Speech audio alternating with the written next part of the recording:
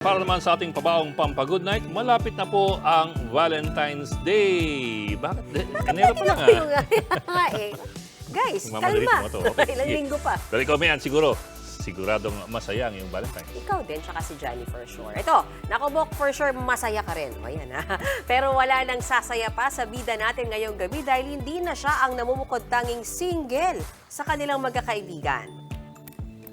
Yan po si Giselle na hindi lamang 3rd, 4th, or 5th, kundi 9th wheel lagi noon sa kanilang grupo. 2019 ang picture na yan nilang mga magkakasama at kanilang mga kasintahan maliban kay Giselle. Fast forward to 2024, nagbago ng ihip ng hangin. Nauna pang ikasal si Giselle sa kanyang mga kaibigang single na lahat ngayon.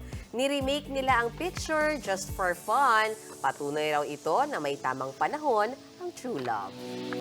Mga kapatid, Ed Lingaw po, maging maalam at may pakialam sa mga napapanahong balita sa ating bansa.